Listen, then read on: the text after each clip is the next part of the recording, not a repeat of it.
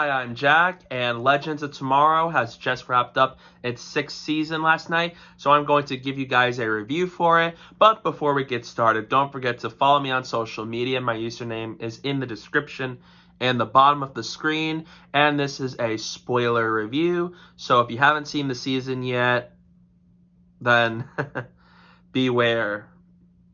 With that said, let's get started. Set after the events of Season 5, Ava Sharpe is now leading the Legends as she teams up with them all to find Sara Lance, who's gone missing and is presumably abducted by aliens. However, things go wrong. Aliens are unleashed amongst the timeline, and they must both save Sara Lance and bring her home while also keeping the timeline intact. Before I start talking about the positives of the season, I thought that this is easily the best season the show has delivered since Season 3. I really liked how they really brought back that tone from those first 3 seasons and add more of a mix of the goofiness and a more serious tone, especially in that first and middle half of the season. And I really enjoyed that because especially as these previous 2 seasons were about magical beings and mystical elements and all that, it lost that dark tone it used to have for a bit, but I'm so happy they brought it back here. It's done really well, and it's done right, especially with the events and the twists that happened amongst the season, and because Sara's gone missing. So I really liked seeing that back again, and I really liked, of course, Bishop. Bishop is easily the best villain we've had since Mollis back in Season 3. Instead of being this physical threat who basically has all these powers and all that, just like Neuron and the Fates and all that, I really liked how this villain is groovy. He has a very groovy personality, and I really enjoyed that. He is interesting to watch, and he's easily one of the best developed villains on the entire show. Much better than the villains we've had in the past 2 seasons, and I really liked his connection with Sara Lance, especially as he has like a tie to her over the course of the season that has him having an obsession with her, and how his whole plan is about, I want to save humanity, but I'm going to wipe it all out and start out with myself and with Sara Lance as the new Adam and Eve, and I really like it. It's done well, and it's interesting to watch, and there are a lot of twists that happen there that I really enjoyed. Now, to kick off the positives this time, I thought that the first half was terrific. It's the best part of the season because coming off of Season 5 with that cliffhanger, I was a little bit nervous to see how this cliffhanger was handled, because in Arrow, you had that big cliffhanger in Season 5, but then it was immediately resolved in Season 6 in a pretty underwhelming fashion. And then Flash, how in Season 3 goes into the Speed Force, and then he's out of the Speed Force immediately in the start of Season 4. But here, you had a full first half of the season where Sara's gone missing, she's out on her own, and the Legends are trying to function without her while also trying to find her. And I really like it. There are lots of great episodes, and it had a really strong premiere, so it kicks off the season just right. And because of that, it's paced really well, and it doesn't feel like there's a lot of filler that's happening in between that first half of the season. And I really dug the visual effects this season. It's easily really well done, especially because there are times where they're on alien planets, and even like the cinematography work with the color scheme in some of those episodes are really good. And I really liked the prosthetic makeups for the aliens because they could have gone CGI with it, but they didn't, and I really liked that. So bravo to them. I give you guys a lot of respect for that. And I really liked Sara this season, primarily in that first half of the season, because there's a lot of dark stuff that happens with her in the first half, and it's done well. It doesn't feel forced. It doesn't come off as thrown in there, but it feels right. It's shocking, it's engaging, and there's a lot of crazy stuff that happens there that I really enjoyed. And again, Bishop, because he's a really good villain for the season, it elevates what happens there. And I really liked seeing Ava try to be the leader in that first half as she tries to save Sara and also try to make sure the Legends keep doing their thing and That was really good. The acting is still really solid here. Everyone still does a really good job with the writing they had to work with, especially the new characters we got this season. They do really well. So the acting is really good here. And I really liked how this is a really important season for Sara and Ava Avalanche because they're really well done on the show as relationship, and I really liked how they've done, aside from other romances on the other shows in the Arrowverse, but I really like how they've been handled this season, and I really like how, because they've been separated, because of what happened at the end of season 5, that this season makes it really, really important for them to be back together. And I really love how in that middle half of the season, once they get Sara back, that they propose. And by the way, that episode 7, I'm positive, Back to the Future Part 2, that's the episode title. Favorite episode of the season. Loved it. It's intense, it's well paced, the visuals are great, and I really liked all the stuff that happens, and the ending is so satisfying. It's one of the best episodes of the show, and it does a really good job at capping off that first half of the season, which I loved, and I really liked what they did with Constantine for the most part. I liked how at some point how he lost his magic, and a lot of dark stuff happens with him this season. Really good, especially after how lighthearted those previous 2 seasons were. And for the most part, it works for what it has to be. A lot of interesting stuff happens, to say the least. And I was happy that in the finale, spoiler alert for that, in the penultimate episode, they killed him off, at least. And then I wasn't sure how I felt about it because it doesn't feel like that satisfying of an ending. But I'm happy that in the finale they actually had him, they brought him back. But because this is Matt Ryan's last season as the character, they brought him back and they sent him off, which I think is good because especially after season 5, now that he made amends with Astra, I don't really see the point in them keeping him around anymore. And he always, for some reason, works really well as a solo character for me.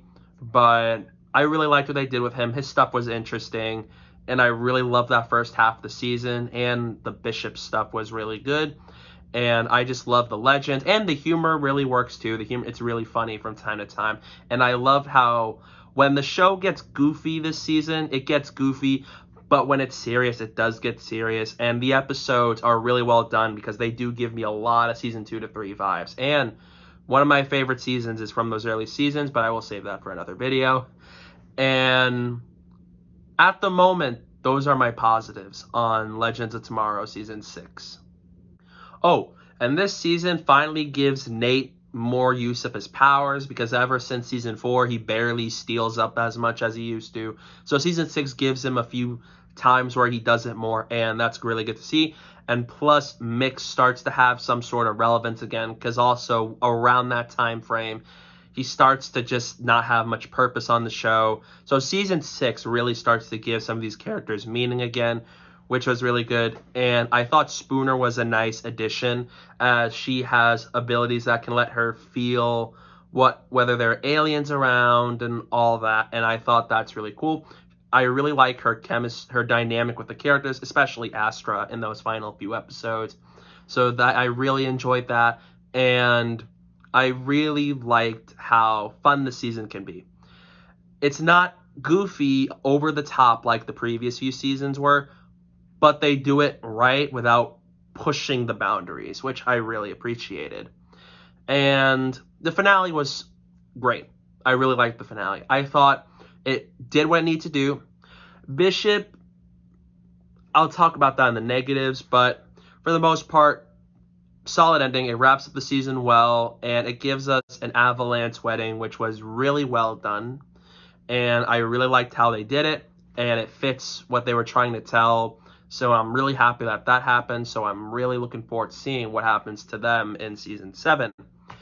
And the cliffhanger. Oh boy.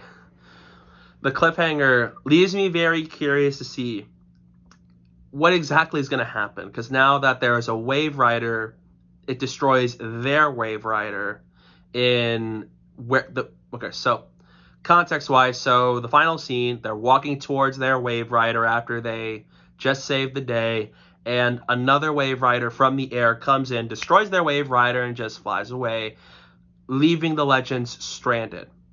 Now, that is going to be interesting to see, because Season 7, I heard, is going to start back where they were in the season, and it's going to actually have a few episodes where they're still in that period, which should be interesting. So I'm really curious to see, what does that cliffhanger mean? What happens next? And who did this? So luckily Season 7 isn't that far away, so that's a good thing. And of course, Legends of Tomorrow. It can be fun. It's entertaining when it is, for the most part. So yeah.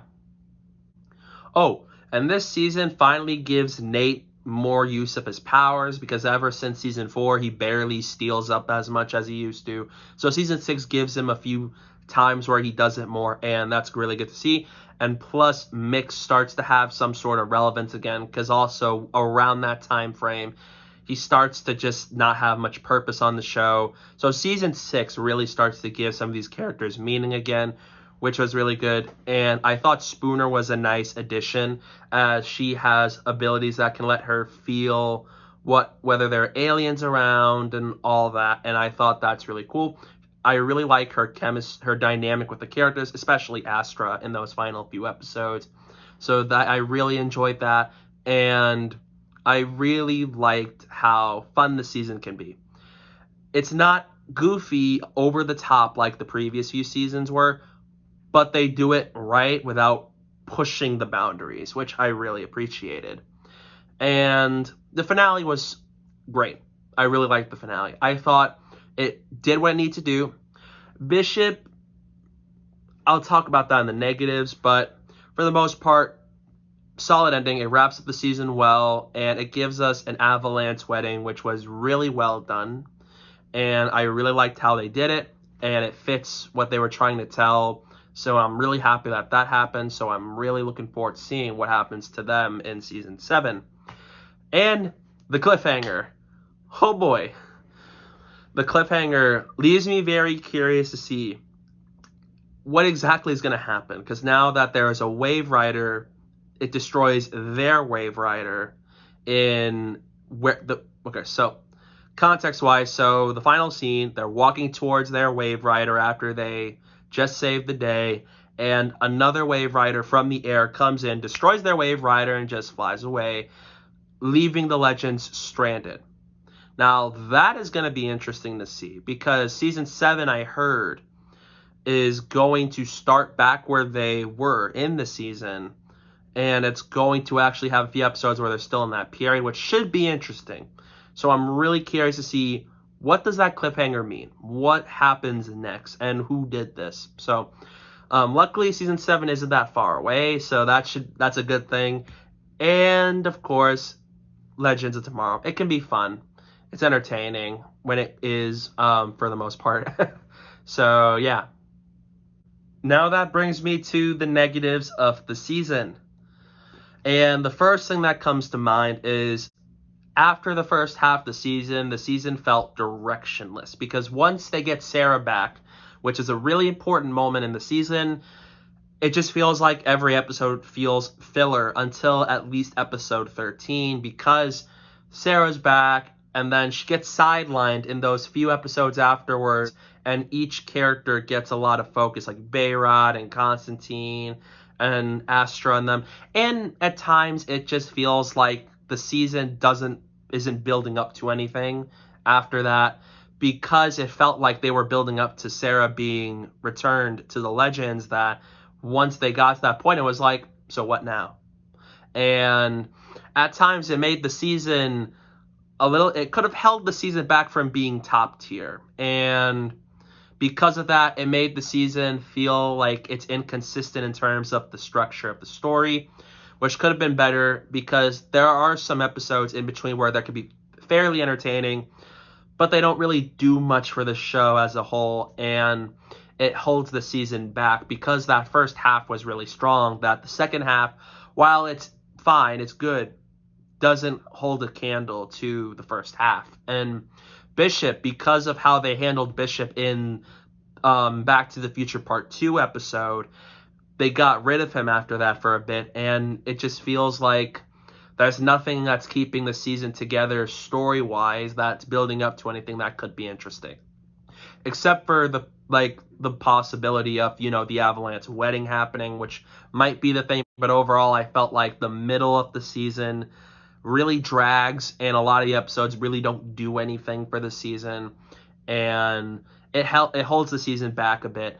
And the second issue I have is the way Bishop was defeated in the finale, because he's a very groovy character, but that doesn't underestimate how menacingly intelligent he appears to be. And because of that, the way they resolved him just feels a little bit unsatisfying. It's not terrible, but it just feels weird because you have this menacing villain who's really intelligent and capable of all these things, yet he somehow gets defeated by Mick's babies who they get out of the bag and they just devour him. And that feels weird, especially for a character like him. I think I may have expected something like Sara kills him, but it's wacky death. It's a wacky death, but it doesn't feel too satisfying, at least to me. So I wish they handled that a little bit better. So my two biggest issues I have at the moment were just how they handled Bishop in the end and just that middle half. And the second half is entertaining still, but it doesn't really live up to the first half of the season because that first half was really, really strong. And the second half is still good. It just doesn't really, in a perfect way or satisfying way, continue what happens after that point. But at least it gave us the Avalanche wedding and a really good cliffhanger, so I'll give it that. Not a mixed or a negative point either, but when I watched Mick's arc throughout the season in that middle, the second half, that was really strange to me. I know the show can be goofy, but I've never seen them do something like this before. And just having a whole story where Mick gets impregnated by an alien named the alien Kayla, and the babies are actually, he gives birth to them. They're in his head, which is really weird to me. And just the scene where he gives birth to them, they come out through his nose. I sat there like, this is a whole other level of weird. It makes almost so many things they do look like it's nothing. It's weird in a good way, at least to me. And I really like the twist with Sara when it turned out that when she was with Bishop, how she got attracted to a venom, which killed her. But then Bishop saved her, but instead placed her in a different body with an alien. All of that makes her look like her. And I was just like, that was such a shocking twist. That twist landed really well, and it really fits the tone of the season, and also to show us how menacing that Bishop could be. And it worked well, and I wish they touched upon it a little bit more, because I expected after that first half that they were going to tackle it more. So I wish they did a little bit more with that, because that twist worked really well, and that was such a dark moment this season and for the whole show, knowing that Sara is now in a different body with regeneration abilities that can turn with alien things or all that. So that was a shocking twist. So I had to bring it up because that's such a shocking point in the season, which continues to add to why I really enjoyed that first half. All in all, Season 6 is a return to form for the series. It gives us one of the best villains in the history of the show in the form of Bishop, and it has some great acting performances from the entire cast and crew, a great storyline that's pretty well executed for the most part, and it gives us some of the darkest plot twists and darkest moments in the history of the show that are very well done, and I really enjoyed the alien stuff. It is a really great departure from the magic and mysticism side of things. So in the end, I am going to give Legends of Tomorrow Season 6 an A-. And you should definitely watch it if you're a fan of the show. So yeah, if you're a fan of the show, go check out the season. You're going to really like it. And if you dropped off the show at some point, I think this season is worth coming back to.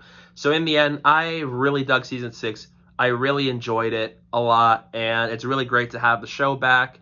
And it does things that it's known for, while also going into a very dark direction this season, which was done really well. So in the end, I really dug this season, and I am really curious to see what they're going to do next with season 7, which only comes out in a few weeks, so that makes me really excited. So yeah, those are my thoughts on season 6. What did you think about this season? Let me know down below in the comments section. I'd love to hear your thoughts on it.